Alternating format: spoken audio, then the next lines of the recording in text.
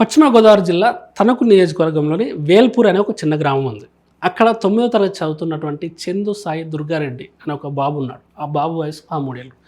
చందుకి ఒక ఒక అలవాటు ఉంది. ఏంటంటే పొలిటీషియన్స్‌ని, నాయకుల్ని చూడడమన్నా, వారితోని ఫోటో దిగడమన్నా ఒక పిచ్చి అనుకోవచ్చు.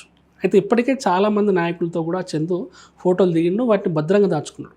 అందులో భాగంగా కేంద్ర మంత్రి శ్రీనివాస్ వర్మ, మంత్రులు నిమ్మల రామానాయుడు, కందుల దుర్గేష్, ఎమ్మెల్యే ఆర్మిల్లి రాధాకృష్ణ, ఇలా పలువురు ఎవ్వరు కూడా ఆ చుట్టుపక్కల ఏరియాలకు వచ్చినా, బాబు ఉండే ఊరికి సంబంధించి వచ్చినా కూడా, ఆ చుట్టుపక్కల ఎక్కడికి వచ్చినా కూడా వాళ్ళు ఎక్కడుండి వస్తున్నారని తెలుసుకోవడము, అక్కడికి వెళ్ళి ఫోటోలు దిగడము, ఆ ఫోటోల్ని ఫోటోలు తీసుకొని వాటిని దాచిపెట్టుకోవడం ఆ బాబుకి అలవాటు.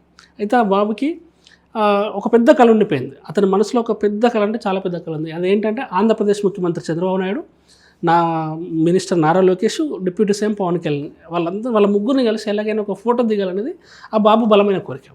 అయితే ఆ కళ అతను నిద్రపోనీయలేదు. రోజు తింటుండు, ఆడుకుంటుండు, పడుకుంటుండు, చేస్తుండు. కానీ నేను ఇంతమందితో ఫోటో దిగినా ఎట్లయినా చేసి నేను వెళ్ళి మళ్ళీ వీళ్ళతో ఫోటో దిగాలి, చంద్రబాబును కలవాలి, ఫోటో దిగాలి, నారా లోకేష్ని కలవాలి, ఫోటో దిగాలి, పవన్ కళ్యాణ్ కలవాలి, ఫోటో దిగాలి.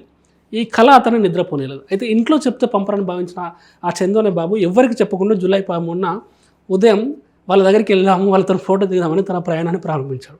భీమవరంలో రైలు ఎక్కాడు. విజయవాడ మీదుగా గుంటూరు జిల్లా తాడేపల్లికి బయలుదేరాడు. అయితే రైలు వేగంగా దూసుకుపోతుంది. చందు కళ్ళలో టెన్షను, అమాయకత్వం, కానీ గుండెల్లో ముఖ్యమంత్రులు కలవాలి, వాళ్ళతోని ఆ ఫోటో దిగాలని ఉత్సాహం కనబడుతున్నాయి.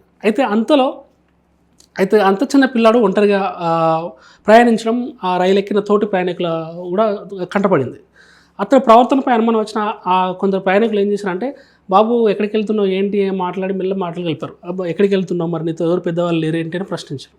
దానికి చందు ఏమాత్రం తడబడకుండా అమాయకత్వంతో, నేను ఉండవెళ్ళి పోతున్నా, చంద్రబాబు గారితో ఫోటో దిగడానికి వెళ్తున్నా అని తన మనసులో మాట చెప్పేశాడు వాళ్ళతో.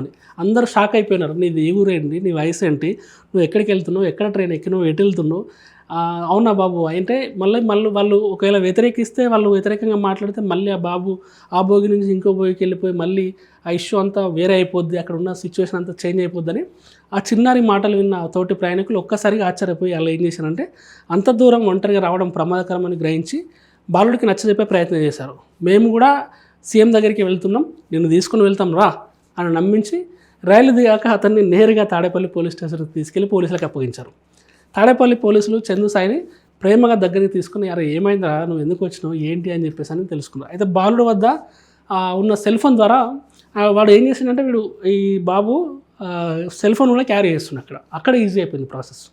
వెంటనే ఆ పోలీస్ స్టేషన్కి వెళ్ళిన తర్వాత వెంటనే ఈ బాబు దగ్గర ఉన్నటువంటి సెల్ ఫోన్ తీసుకొని ఆ బాబు తల్లికి ఫోన్ చేశారు.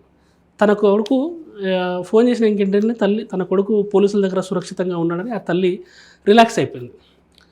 అయితే ముఖ్యమంత్రి, డిప్యూటీ సీఎం, మంత్రులను కలవాలనే ఆ చిన్నారి అమాయకపు కోరిక కానీ, దానికోసం అతను చేసిన సాహసోపేత ప్రయాణం కానీ, అవన్నీ చూసి కూడా పోలీసులు ముక్కున వేలేసుకున్నారని చెప్పొచ్చు. చందు సాయి కోరిక నెరవేరకపోయినా తోటి ప్రయాణికుల బాధ్యతాయుతమైన ప్రవర్తన వల్ల ఆ బాలుడు క్షేమంగా ఇంటికి చేరుకోగలిగాడు. నిజం చెప్పాలంటే మొత్తం ఈ ఎపిసోడ్ అనేది అంటే చాలామందికి ఒక టీనేజ్లో ఈ సినిమాలను చూసి కానీ, రాజకీయ నాయకులను చూసి కానీ, బ్యానర్లు, ఫ్లెక్సీలు, ఈ పూలు జల్లడాలు, హారతులు పట్టడాలు, జిందాబాలు కొట్టడాలు, స్లోగన్ చేయడాలు, ఇవన్నీ చూసి టీనేజ్ పిల్లలు ఆకర్షితులు అవుతారు, అటు సైడ్ అట్రాక్ట్ అవుతూ ఉంటారు. సో అదే ఈ బాబు విషయంలో జరిగింది, చందున విషయంలో.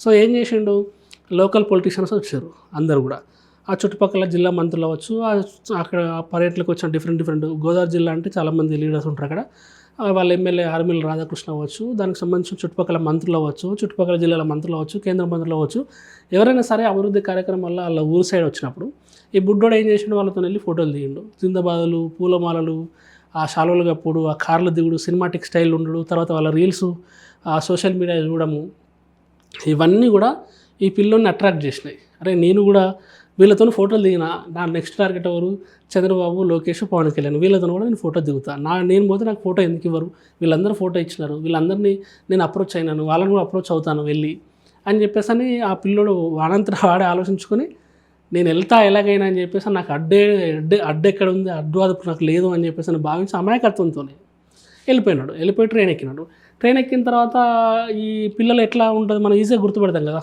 అమాయకత్వంగా చూడడము, భయంగా బిక్కుమంటూ అమాయకత్వంగా ఇవన్నీ ఉంటాయి అన్నమాట. తోటి ప్రయాణికులు చూసారా, ఈ పిల్లోడు ఒక్కడే ఉన్నాడు, చూడడానికి బాగానే ఉన్నాడు, ఎవరు ఏంటి, మళ్ళీ ఎవరైనా కిడ్నాప్ చేస్తే పరిస్థితి ఏంటి, అసలు వీళ్ళు ఎందుకు వస్తున్నాడు అని చెప్పేసి అని ఆలోచించి తోటి ప్రయాణికులు వెళ్ళి మాట్లాడడం జరిగింది. అరే బాబు, నీకు ఎవరు ఎక్కడి నుంచి వస్తున్నావు, ఏంది, నీకు ఏం కావాలి, నువ్వు ఎటు వెళ్తున్నావు అన్నీ డీటెయిల్స్ చెప్పేసరికి ఆడు మెల్లగా అన్ని విషయాలు చెప్పాడు. నేను చంద్రబాబు నాయుడు కలవడానికి వెళ్తున్నా, లోకేష్ని కలవడానికి వెళ్తున్నా, పవన్ కళ్యాణ్ కలవడానికి వెళ్తున్నా, వాళ్ళతో ఫోటో దిగుతా నేను అని చెప్పేసరికి అందరూ నవ్వున్నారు. ఫస్ట్ నవ్వి మళ్ళీ వెంటనే బాధ్యతయుతంగా ప్రయాణికులు ఆలోచించారు. అరే ఈ బుడ్డోని ఇట్లాగే వదిలేస్తే ఇది మళ్ళీ వేరే అయిపోద్ది కథ అని చెప్పేసి అని వాళ్ళని తీసుకొని వెళ్ళి మేము కూడా అటు వెళ్తున్నాము అనే వాళ్ళు ఒక చాకచక్యంగా వ్యవహరించి, ఒక బాధ్యతాయుతంగా ప్రవర్తించి వీళ్ళందరూ కూడా తోటి ప్రయాణికులు ఒక 2-3 ప్రయాణికులు కలిసి వీళ్ళని తీసుకొని తాడేపల్లి పోలీస్ స్టేషన్లో సబ్మిట్ చేశారు. పిల్లల్ని తీసుకుపోయి అక్కడ చేసిన తర్వాత అప్పుడు పోలీసులు దగ్గరికి వెళ్ళిన తర్వాత పోలీసులు కూడా కఠినంగా వ్యవహరించారు కదా, పిల్లోడు కదా, వాళ్ళు కూడా అసలు ఏంది విషయం అనేది ఆపోజిట్ పర్సన్ బట్టి పోలీసుల ట్రీట్మెంట్ ఉంటుంది. పిల్లోడైతే పిల్లోనిగా మారిపోతారు వాళ్ళు, పెద్దవాళ్ళు అయితే పెద్దవాళ్ళుగా ఎవరి దగ్గర నుంచి ఏ విధంగా సమాధానం రాబట్టాలో వాళ్ళకి తెలుసు కాబట్టి ఆ ట్రైనింగ్లో అవన్నీ నేర్పిస్తారు కాబట్టి వాళ్ళు కూడా ఈ పిల్లోని తీసుకొని అసలు ఎవరు నువ్వు, ఏంటి, ఎక్కడికి వచ్చినావు అని చెప్పేసి అన్న తర్వాత ఇట్లా అన్ని విషయాలు చెప్పేసరికి వాళ్ళందరూ ఆశ్చర్యపోయినారు. ఆశ్చర్యపోయి వెంటనే బాబు నీ దగ్గర ఫోన్ ఉంది, ఒకసారి ఫోన్ది, ఏం నీ ఎవరెవరితో ఫోటోలు తీనవు చూస్తాం మేము ఒకసారి అని చెప్పి ఆ ఫోన్ తీసుకొని ఆ సెల్ఫీలు చూసి అన్నీ కూడా ఆహా నీకు ఈ సోకు ఉందా, ఈ ఆలోచన ఉందా, అయితే ఓకే అని చెప్పేసి ఇమీడియట్గా వాళ్ళ అమ్మకి ఫోన్ చేసి అమ్మ మీ బుడ్డోడు నిన్నటి నుంచి కనబడట్లేదు కదా, మా దగ్గర ఉన్నాడు, మేమే మళ్ళీ తీసుకెళ్ళి డ్రాప్ చేస్తామని చెప్పేసి అని ఆ బుడ్డోని తీసుకెళ్ళి అమ్మ దగ్గరికి తెచ్చారు. ఇక్కడ ఈ ప్రాసెస్ మొత్తంలో ఆ పిల్లోడు తెలిసి తెలియని వయసులో అమాయకత్వంతో ఇంట్లోకి వెళ్ళి బయటికి వెళ్ళాడు. ఇక్కడ తర్వాత రెండవది ఏం జరిగింది, ఆ తోటి ప్రయాణికులు చాకచక్యంగా వ్యవహరించి ఆ పిల్లోని నిజంగా వాళ్ళే ఇంటికి చేర్చినట్టు. ఇట్లా బాధ్యతాయుతంగా ప్రయాణికులందరూ వ్యవహరిస్తే, బాధ్యతాయుతంగా సమాజంలో వ్యక్తులు వ్యవహరిస్తే చుట్టుపక్కల ఉన్న ప్రమాదాలను మనం నివారించగలుగుతాం. ఇప్పుడు ఆ తోటి ప్రయాణికుల వల్ల ఒక చాలా పెద్ద ఊహించిన సంఘటనలు కూడా జరుగుతుండే. ఎందుకంటే పిల్లలు ఒంటరిగా ప్రయాణిస్తే ఎంతోమంది ఎన్నో విధాలుగా చూస్తూ ఉంటారు, కిడ్నాపులు చేస్తారు, హ్యూమన్ ట్రాఫికింగ్, తర్వాత చైల్డ్ లేబర్, ఇవన్నీ ఎన్నో చూస్తూ ఉంటాం. అలాంటివి జరుగుతూ ఉంటుండే. నిజానికి ఆ కుటుంబాన్ని పెద్ద ప్రమాదం నుంచి కాపాడారు ఆ తోటి ప్రయాణికులు. ఆ తోటి ప్రయాణికులకు భారత టీవీ తరపున థ్యాంక్స్ చెప్తూ సెలవు.